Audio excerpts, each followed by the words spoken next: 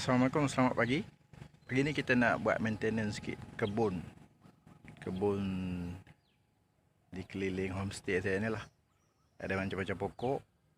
Ada pokok serai, pokok pisang, apa semua lah.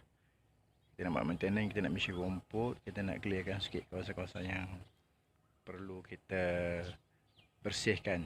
Jom kita tengok apa yang ada pokok kawasan kebun yang kecil tu lah. Okay, ni pokok serai. Pokok serai ni tanam tepi parit je.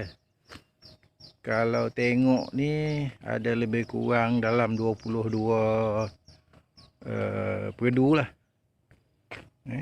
Nampak sepanjang parit je. Ni kawasan kebun pisang. Kawasan kebun pisang ni dia memanjang ke belakang. Sampai sana nampak. Dia adalah lebih kurang dalam 60 pokok. Campur-campur lah, ada pokok pisang, nanti tunjuk ada pokok lain tu. Lepas tu ada kelapa pandan. Ni tanam dia, saya tanam dia sebaris. Daripada nampak kan, daripada depan ni ke belakang sebaris. Dia berbaris bertiga-tiga, ke kanan lurus. Nampak? Lurus. Bila ada besar dia tak lurus, sebab apa? Sebab pokok tu bila dia besar sikit dia ada anak. Dia ada anak. Bila dia ada anak habis. Barisan kena ke kanan lurus balik. Pak, semak kan? Nanti kita bersihkan. Okey, kawasan tepi ni sayur, pandan. Ini bayam Brazil. Okey, ini pokok salam. Pak, yang kecil-kecil ni pokok kacang bendi. Ini pokok kunyit. Ini pokok ulam raja. Okey, ni terung. Pokok terung. Ini kelapa pandan, tapi dia tenggelam sikit dalam air. Sebab tu dia daun dia tak berapa nak elok. Banjir hujan lebat banjir. Banjir kat sini lah, bukan kat semua tempat ni. Harum manis. Pokok pelam harum manis. Nampak kan dia duduk dalam semak, dia kurang membesar. Tapi rumput sini cepat panjang. Baru racun dah naik balik. Ni nak kena racun balik. Pokok betik saya dah berbuah dah. Daripada 7 pokok tanam, 7 ke 8 tak ingat. Tinggal sepokok ni je. Tapi nak dikatakan rezeki kita tu dah berbuah. Nampak? Oh, cantik kan? Buah ni, buah sulung ni. InsyaAllah lepas ni boleh makan. Tinggi dia sama tinggi dengan saya je. Dah berbuah dah. Pokok limau. Kasturi. Nampak? Banyak buah dia kan? Baru ada sepokok. Tapi buah dia berjulai-julai. Nampak? Jenong nak makan. Banyak kan? Nampak kan? Nampak tak? Buah banyak kan? Ada sarang burung. Burung suka buat sarang. Lepas tu tak boleh nak cantas sangat pokok ni. Banglo dia orang ni. Dan ada banyak kan? Nyonyong. Keliling ni lah. Lepas tu sikit ada kolam ikan. Kolam ikan tu ada ikan keli. Siapa rajin boleh lah mancing. Malas-malas lah. Malas tak ada lah makan. Ini pokok pelam dengan pokok durian Melanda. Dia lambat besar sikit kan. Tanah dia sebab tanah batu dulu tambak. Ini yang dah besar. Tapi sama je tanam dia. Sama masa, sama apa, tapi pembesaran dia tu berbeza sebab tanah dia tu berbatu.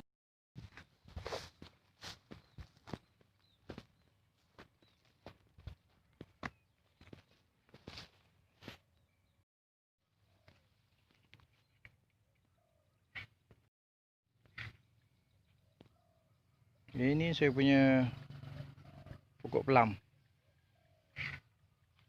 Sebelah tu kelapa. Kolam ikan. Kolam ikan ni nampak dah dibersihkan dah. Tapi sekejap je. Okey.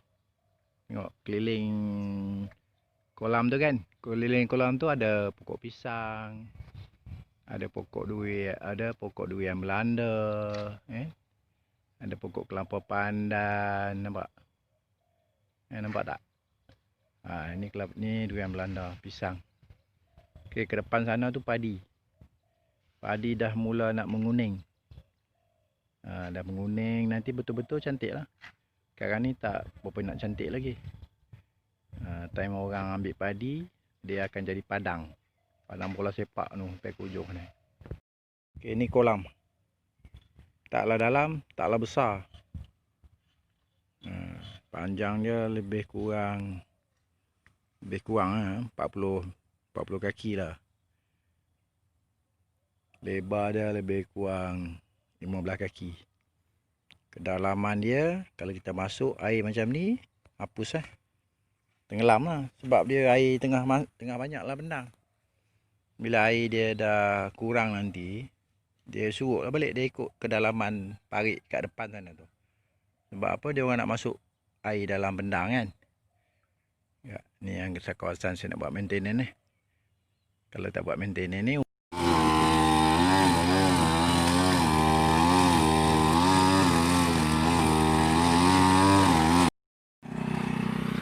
okey, saya dah berjaya membersihkan saya punya pokok serai ni. Depan belakang semua adalah sikit-sikit tu biasalah. Okey, nampak. Okey, baru dia kemas kan. Okey, baru dia kemas, nampak. Banyak kan? Hanya di tepi parit, nampak. Parit ni air dalam dalam air dia, jangan main-main. Okey, kebun pisang saya pun dah berjaya dibersihkan. Nampak. Dah nampak dah dia berbaris 3-3 lurus ke belakang kan. Yang dia jadi tak sebaris tu disebabkan oleh ni. Oleh apa? Oleh anak-anak pokok yang tumbuh. Nampak? Kita bawa lalu pokok, celah-celah pokok pisang. Rendah lagi. Dia masih rendah. Nampak ada yang rendah, ada yang tinggi kan. Sebab tak usia dia tak sama. Ni saya punya pokok.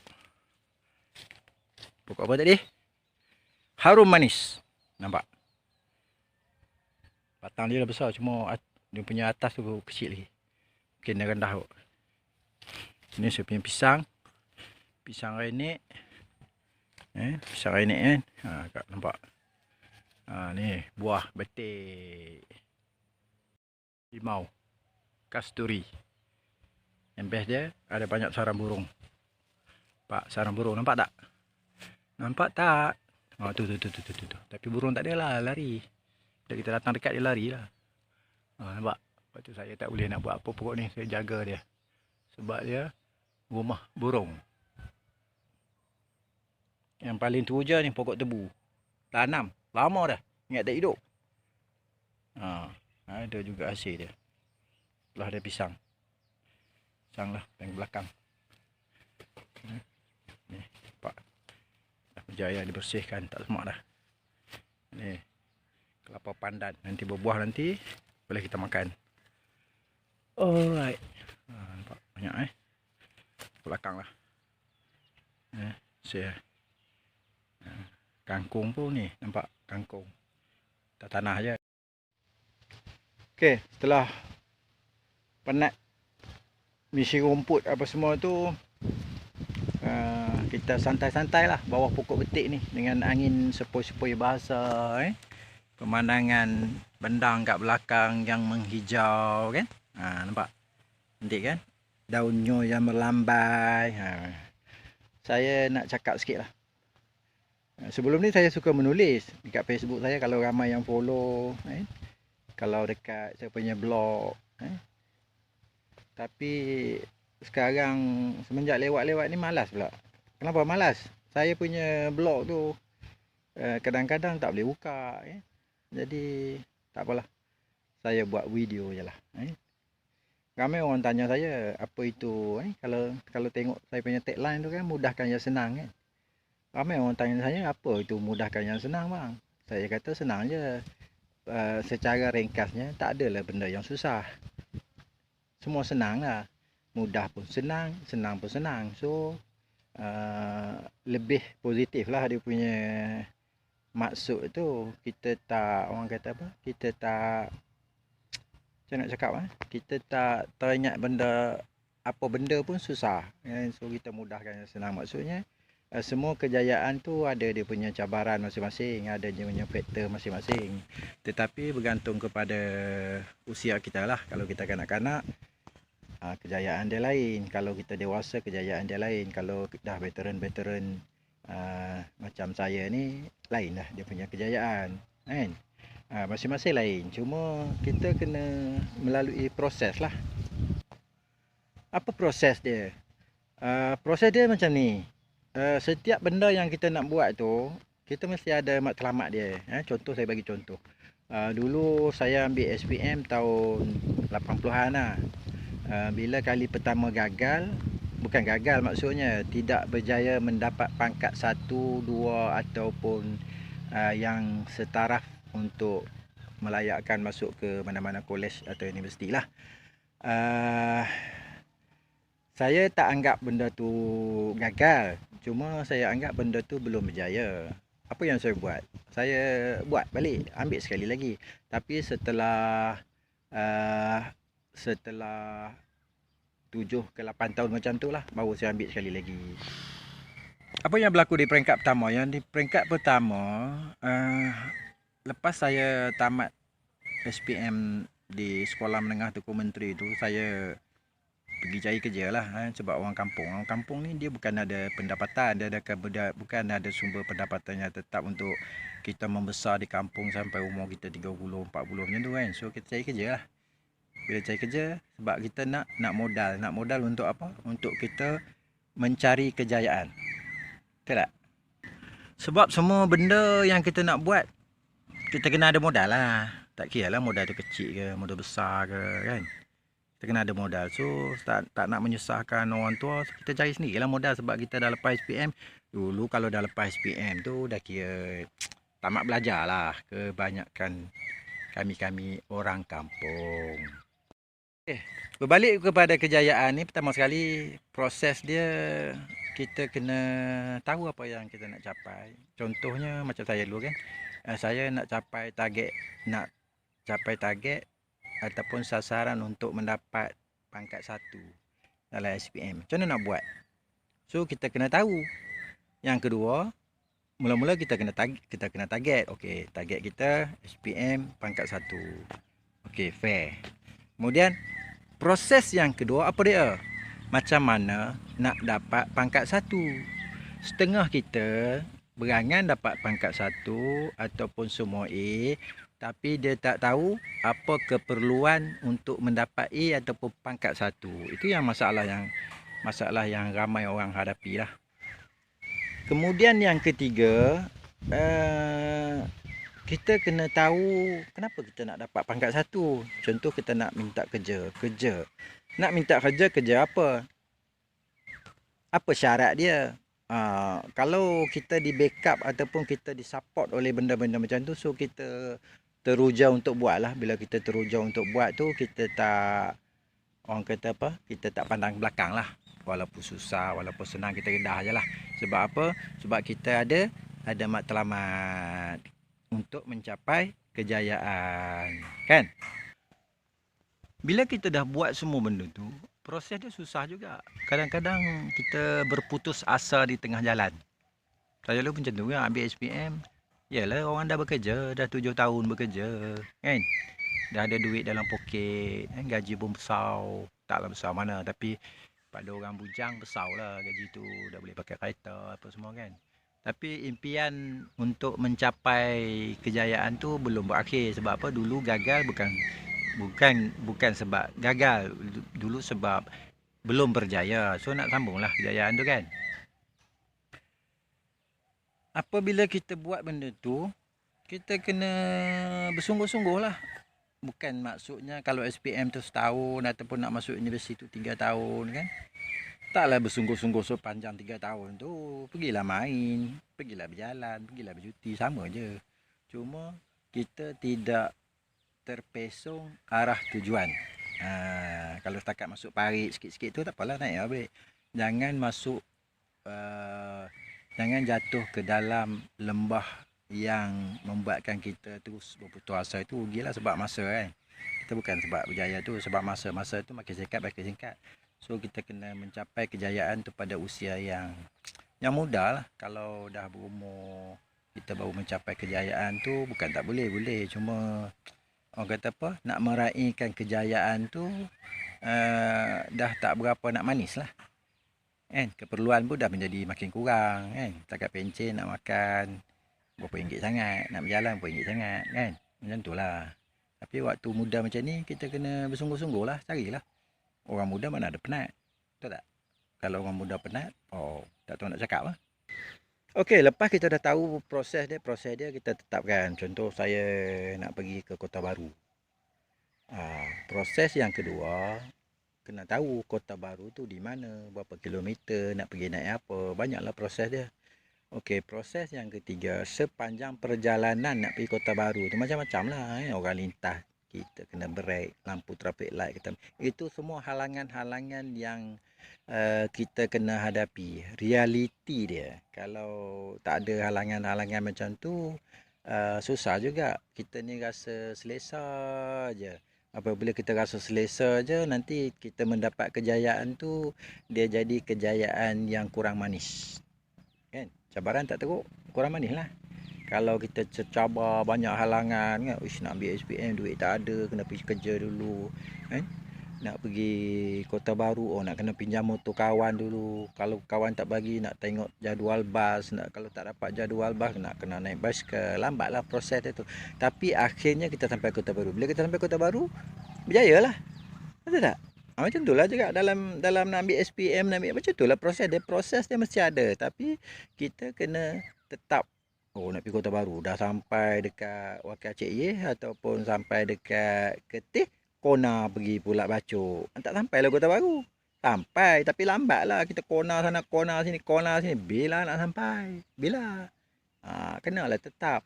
Buang masa tak apa. Buang masa 3 tahun. Buang masa 10 tahun. Buang masa 15 tahun. Tak apa. Tapi kita kena melalui proses. Banyaklah proses dia tu. Macam-macam lah. Tak larat nak cakap. Apa yang nak dikongsi lah. Saya punya career dulu. Saya bagikan setiap jangka masa dalam tempoh jangka masa 10 tahun. Contoh saya nak jadi ini daripada tahun pertama sampai ke tahun 10. Tahun ke-10 tu saya nak capai target saya. Tapi dalam proses perjalanan tu banyaklah proses dia, kena belajar, kena sambung belajar, kena apa kan 10 tahun kan. 10 tahun tu masa yang nak buat semua keperluan tu taklah panjang sampai 10 tahun tu, tapi kejayaan tu akan dicapai lebih cepat daripada yang kita target. Kenapa 10 tahun? Sebab 10 tahun ni sesuai lah, kita tak kelang kabut, kita berselesa, kita buat benda-benda ni jangan paksa sangat, nanti kita stres. Bila kita stres, kita nak tahun depan nak berjaya. Tak boleh lah. Sebab apa? Keperluan untuk kita berjaya tu tak ada lagi. Sebab banyak lagi kelemahan-kelemahan. Contoh nak jadi, kita masuk dalam satu career, kita nak jadi bos, nak jadi pegawai tinggi, nak jadi manager, nak jadi apa. Tapi kita diploma je, degree tak ada, SPM je, STP tak ada. Tu proses lah. Proses kita ambil dalam 10 tahun takkan tak boleh jadi manager. Dengan ambil SPM berapa lamanya? Setahun. Ambil degree apa? 3 tahun. Ambil master apa? Setahun. Baru 5 tahun. Kan? Bila 5 tahun takkan tak boleh capai target dalam 10 tahun. Mudah sangat. Kali ganda.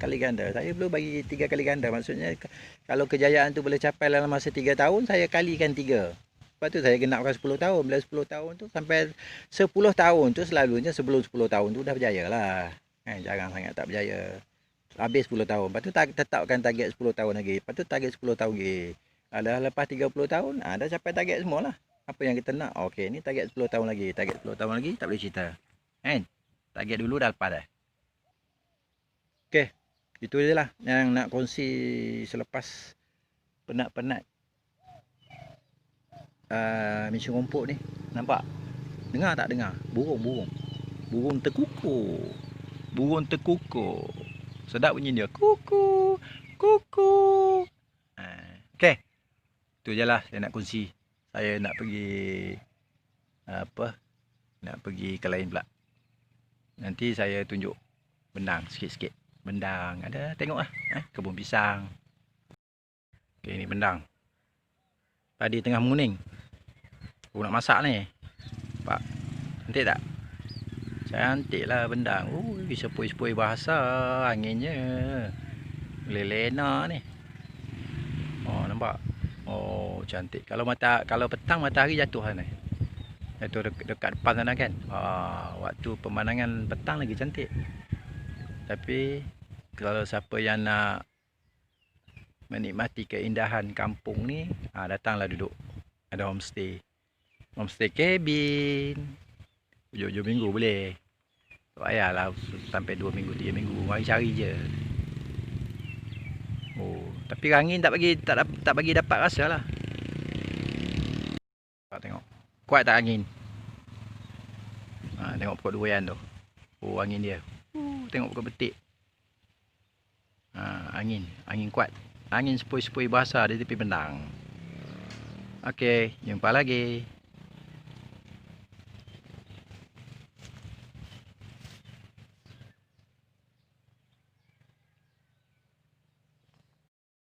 Okay, saya nak kongsi sikit alat yang saya guna tadi. Ini mesin rumput. Dia nama Tanaka. Tanaka ni apa? Jepun kan? Jepun lah kot. Jepun kan China. Tak mahal pun harga dia. Harga dia 200 lebih je. Ingatkan mahal yang balik 500-600 kan. 200 lebih. Lepas tu dia punya tu. Kalau siapa-siapa yang duduk kat KL tu kan, kalau ada mesin ni boleh buat duit. Tak, bukan KL je lah. Kawasan apa? Kawasan Pekan, kawasan apa dah boleh dah. Sebab ramai orang cari tu. Kan senang nak tebas kan. Sikit belakang. Pakai mesin ni cepat. Dalam RM30, RM40. 2 minggu ke sebulan. Kan? Kita ambil lah peluang buat duit. Sambil satu ahad tu boleh. Tak payahlah full time pun boleh. Banyak sikit job.